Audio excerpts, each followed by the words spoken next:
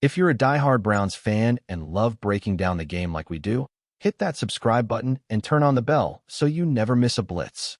Alright guys, buckle up, because today we're diving deep into one of the most fascinating stories of this NFL season, the Cleveland Browns and their 2025 rookie class. Yeah, I know what you're thinking. The Browns haven't exactly been lighting the world on fire this year. They've been inconsistent, frustrating, and flat-out disappointing at times.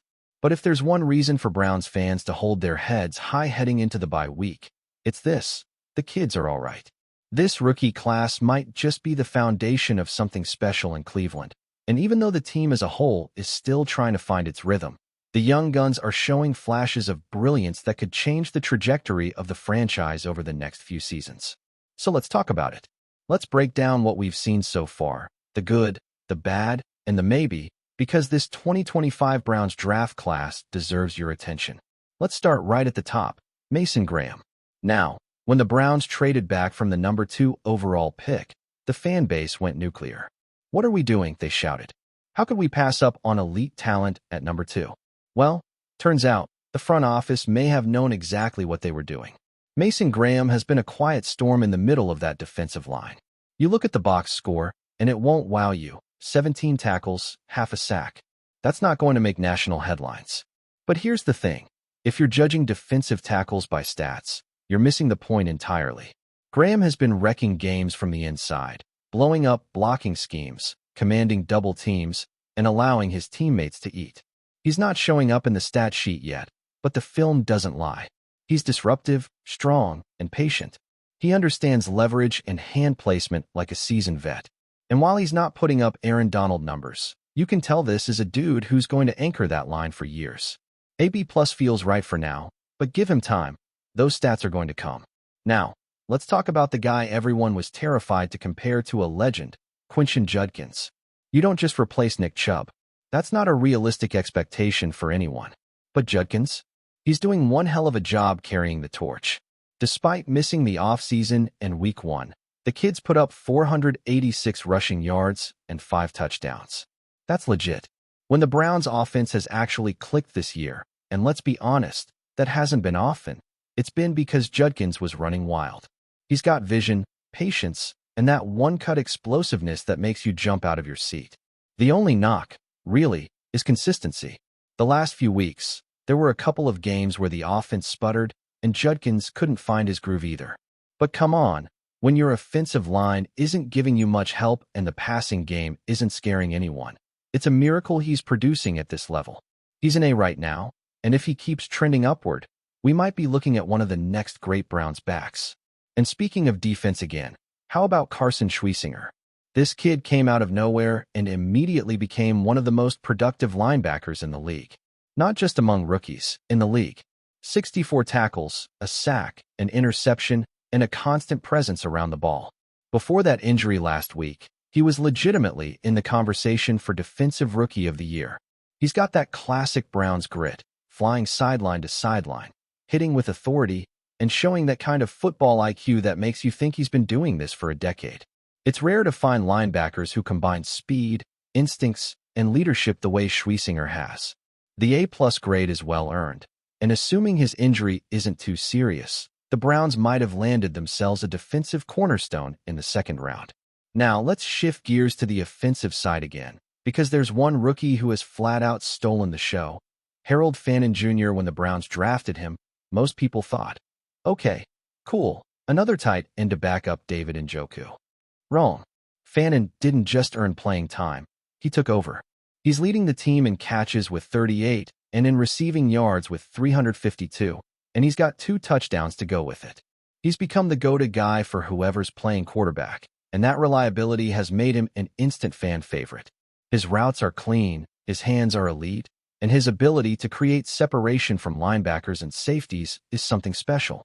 You can just feel the chemistry building between him and the quarterbacks, even if the quarterback situation itself is a mess.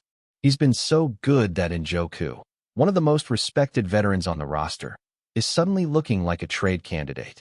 That's how impactful this rookie has been. Fannin gets an A+, no debate there. The Browns might have found themselves a top-tier tight end for the next decade. Unfortunately, not every rookie story is a fairy tale, and that brings us to Dillon Gabriel. Oh man, this one's rough. The Browns took Gabriel hoping for quick decisions, smart reads, and ball security. What they've gotten instead is a whole lot of checkdowns, hesitation, and limited arm strength.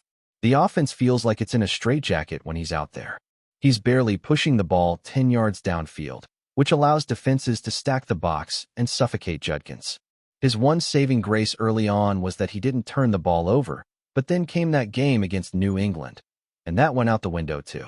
You can see his confidence slipping week to week, and at this point, it's hard not to think that maybe this just isn't going to work out. He's got a few more weeks to figure it out before the coaching staff is forced to make a move, but right now, AD feels generous. Backup vibes are written all over him, and unless something changes drastically, that's probably his career trajectory. And then, sitting right behind him, is the mystery man of this entire season, Shedeur Sanders. The polarizing rookie, the lightning rod, the quarterback everyone's talking about but hasn't seen play a single down. It's almost become a soap opera in Cleveland, Shedeur versus Stefanski. On paper, he's not ready. He's still adjusting to the speed of the NFL, still learning the playbook, still finding his rhythm. But you can't ignore the fact that Gabriel's struggles have made the situation impossible to ignore. And then there's Skip Bayless. Of course, Skip's got to throw gasoline on the fire. He's out here saying, "It'll be over Stefanski's dead body that Shedeur gets any reps." That's classic Skip, stirring the pot, calling for someone to be traded or fired. But here's the thing. As much as we love to roll our eyes at him, he's not entirely wrong. There's a disconnect between Stefanski and the front office, and everyone can feel it. Sanders isn't Stefanski's guy, and that kind of tension never ends well. Eventually, something's got to give. Maybe Shedeur gets his shot after the bye week. Maybe he doesn't. But one thing's clear. The Browns can't keep doing what they're doing offensively. Something has to change. Dylan Sampson's story, meanwhile, is one of pure frustration. When he's on the field, the kid is electric. A speed demon who brings that change of pace energy that perfectly complements Judkins' power style. But he's just not getting enough opportunities. Outside of week 1, he's barely touching the ball, and when he does, it's usually in garbage time. You can't help but feel like the coaching staff is wasting potential here. He's only topped 5 touches twice since the opener. That's criminal when you've got that kind of explosiveness sitting on the bench. C+ might sound harsh, but it's really more of a reflection on how poorly he's being used. If Cleveland figures out how to get him involved more consistently, that grade will skyrocket. Now, the undrafted guys, because man, you've got to love these stories. Aiden Huntington has been the definition of heart and hustle. An undrafted defensive tackle finding meaningful reps in a crowded position group? That's not supposed to happen. But Huntington made it happen. He's got 10 tackles, half a sack, and he's even been used on special teams, and get this, as a fullback on offense. That's wild. Nearly 300 pounds, and lining up to block linebackers on goal line plays? That's football poetry. He's the kind of player every locker room needs. Versatile, tough, and unselfish. That a grade is well earned. Isaiah Bond, on the other hand, has been a bit of a letdown. He's got the speed, the route running, and the talent, but something just isn't clicking. He's caught 11 passes for 123 yards, and that's about it. Part of that is on the quarterback situation, sure, but at some point, you've got to make plays. He's getting open, but the timing's been off, and the chemistry hasn't been there. Maybe with a quarterback switch, he finds new life, but right now, AC feels accurate. He's got potential, but the clock's ticking. Then there's Dom Jones, a cornerback who's been bouncing back and forth between the roster and the practice squad. You can tell he's got heart. He's not afraid of contact, and he's been solid on special teams, but when he's had to step in at corner, the drop-off has been obvious. He's been just a step slower, a bit less confident, and in the NFL, that's all it takes for quarterbacks to pick on you. The D grade isn't an insult. It's just an acknowledgement that he's still developing. With Tyson Campbell dealing with a concussion, Jones might get more snaps soon, and that'll be his shot to show what he's made of. Now, big picture, what does all this mean for the Browns? It means that, despite the chaos, despite the frustrations, the future might actually be bright. The Browns' record isn't pretty, but this rookie class has laid a foundation that fans can believe in. Mason Graham looks like a long-term defensive anchor. Judkins could be the next great Browns running back. Schweissinger and Fannin are already impact players. And even the undrafted guys like Huntington are showing they belong. Yes, the quarterback situation is a mess. And yes, there are still questions about the coaching staff and their ability to develop these young players. But if this class keeps trending upward, the Browns could be looking at a mini rebuild that actually works. The bye week gives everyone time to breathe, to reset, and to reflect. Stefanski has some major decisions to make, especially at quarterback. Dylan Gabriel's leash is getting shorter by the day, and fans are already chanting for Shadur. The tension's building, and if the offense doesn't come alive soon, we could be witnessing a passing of the torch in real time. Maybe it's ugly now, maybe it's confusing, but make no mistake, this rookie class has injected new life into the Cleveland Browns. The pieces are there. The question is whether this organization can finally put them together. Enjoying the content so far? Smash that like button and drop your take in the comments. We want to hear what you think about the Browns this season. You guys are not going to believe what just dropped in the NFL world, and honestly, it's the kind of statement that makes you sit back, drop your popcorn, and just stare at the screen in disbelief. Myles Garrett. Yes, the Myles Garrett, the defensive juggernaut for the Cleveland Browns, just said something that no one in the NFL has had the guts to say publicly until now. And when I say no one, I mean it. Players, analysts, commentators, even the front offices have all tiptoed around this topic, whispered it behind closed doors, but Garrett, he just went full throttle and threw caution to the wind. According to sources close to the team and insiders who have been tight-lipped for months, Garrett went on record in a private locker room session that somehow leaked, and he literally stated that the Cleveland Browns are not just playoff contenders. They are the team that is destined to win the Super Bowl this season. Yes, you heard me right. He didn't say might have a chance. He didn't hedge with we'll see. He said it outright. The Browns will be champions. Now, let's unpack this for a second because context matters. Myles Garrett has always been one of those players who talks on the field rather than off of it. He's the type of superstar who lets his sacks, his pressures, and his highlight reel blocks do the talking. But in the NFL, for someone of his caliber and reputation to make such a statement publicly or semi-publicly, in this case, is unprecedented. Think about it. We're talking about a defensive end who routinely dominates quarterbacks, who has been the cornerstone of a defense that has fluctuated between brilliant and frustrating, depending on the season. For him to step up and say that the Browns are championship material is basically flipping the script on every narrative the league has been feeding us for years. The Browns, as you know, have been historically portrayed as lovable underdogs, a franchise often riddled with heartbreak, near misses, and blown opportunities. And now, here comes Myles Garrett, dropping a bomb that could either be remembered as prophetic or legendary hubris, declaring that Cleveland is ready to finally seize it all. But let's be real for a moment. The timing of this revelation is what really has the NFL community buzzing. The Browns have been quietly assembling pieces over the last few seasons. Offensive firepower, a steadily improving quarterback situation, strategic draft picks, and of course, a defensive line anchored by Garrett that terrifies opposing teams. Yet, despite these upgrades, the league pundits have remained skeptical, probably because the Browns' track record is, well, less than stellar. But what Garrett is doing now is more than just confidence. It's a power move. It's him sending a clear message to the rest of the league. Underestimate us at your peril. And trust me, teams are already recalculating. Coaches, GMs, and even rival players are whispering behind closed doors, asking themselves if this is just the bravado of a superstar or if Cleveland really has something brewing that could disrupt the entire AFC hierarchy. And let's not ignore the psychological angle here. Myles Garrett's words do more than make headlines. They're a direct challenge.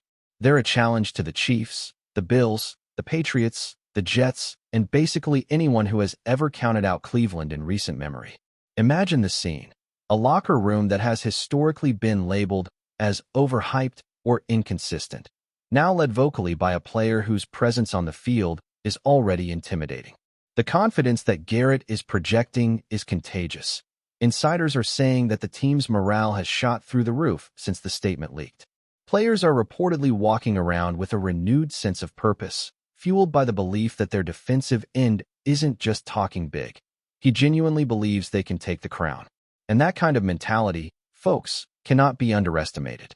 History shows us that teams that believe in themselves to this extent often surpass expectations, sometimes in ways no analyst could predict. Now, of course, there's always skepticism. The NFL is littered with statements like this that have aged poorly. Remember the times when players from other teams have claimed their squads were unbeatable or destined for greatness, only for the season to collapse in spectacular fashion? It happens all the time. But the difference here is Myles Garrett's credibility. We're not talking about a rookie trying to hype the fanbase or a quarterback in his first year throwing around empty bravado. Garrett is a proven force, a defensive nightmare for anyone lining up across from him, and someone whose voice carries weight not just in Cleveland but across the league. When he speaks, people listen. And when he speaks this boldly about the Browns' championship prospects, the ripple effects are immediate. Already, sports media outlets, podcasts, and social media influencers are dissecting every word, trying to predict what this could mean for betting lines, team strategies, and even the psyche of opposing squads.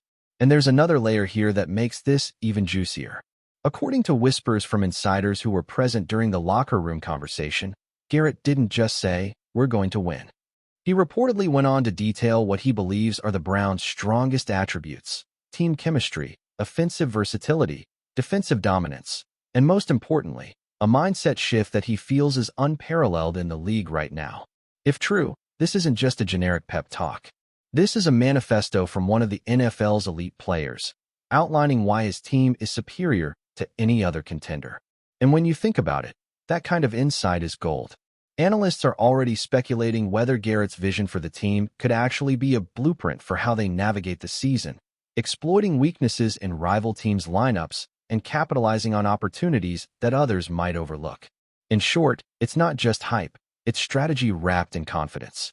What makes all of this even more scandalous, in a sense, is the sheer audacity of the statement. The Browns have endured decades of disappointment, and the fan base has grown accustomed to fleeting hope followed by heartbreak. To hear a player like Garrett claim championship glory in the present tense is almost revolutionary. It's a defiance of history, a rejection of the narrative that Cleveland is cursed or doomed to mediocrity. And you better believe this is being felt throughout the league. Rival teams are reportedly taking it personally, viewing Garrett's remarks as a challenge they cannot ignore. The social media storm alone has been immense, with fans, commentators, and former players weighing in, some cheering him on, others shaking their heads in disbelief, but everyone is talking about it. And here's the kicker. While everyone is focused on the boldness of Garrett's words, the underlying story is perhaps even more compelling. The Browns might actually have the pieces to back it up. This isn't just idle talk. They have a quarterback who is starting to find consistency, a coach whose system is maturing, and a defense led by Garrett that can single-handedly alter the course of games. Mix that with the newfound confidence that has reportedly been sweeping the locker room, and you've got a team that could be dangerous in a way the league hasn't seen in years. If Garrett's prophecy comes true, it wouldn't just be a championship, it would be a redemption arc. Decades in the making, a storybook ending for a franchise that has long lived in the shadow of more celebrated teams. So, what does this all mean for the season ahead? Well, if you're a Browns fan, you can probably feel the excitement buzzing through the city. If you're a rival, you're probably sitting there, recalculating strategies, and maybe losing a little sleep at night. And if you're a casual NFL observer, this is pure drama, pure entertainment, the kind of storyline that makes you want to tune in week after week. Myles Garrett has done something that few players dare. He's put himself, and his team, squarely in the spotlight with a claim that is impossible to ignore. The league will respond. Analysts will debate. Fans will speculate endlessly. But at the end of the day, one thing is clear. The Browns are no longer just another team. Thanks to Garrett, they are a team on a mission, and whether or not history sides with him, the narrative has shifted forever. And that, my friends, is how you ignite a firestorm in the NFL without throwing a single pass or recording a single sack. So keep your eyes peeled because the Browns might just be on the verge of something extraordinary. And if Garrett's words aren't just bravado, if this isn't just hype, then the NFL may be looking at a season where history is rewritten, legends are made, and a team long overlooked finally steps into the glory it's been chasing for decades. The rumor, the fire, the buzz, it's real, it's loud, and it's just getting started. And one thing is certain. Everyone is watching now, and Myles Garrett? He's at the center of it all. The Browns as champions? That's the claim. That's the talk. And now, it's up to the season to prove whether those words were a prophecy or just a lightning strike in the world of NFL rumors. Thanks for riding with us on another Browns Blitz. If you liked the video, share it with a fellow fan, hit subscribe, and ring that bell so you're always part of the Dawg Pound conversation. Go Browns!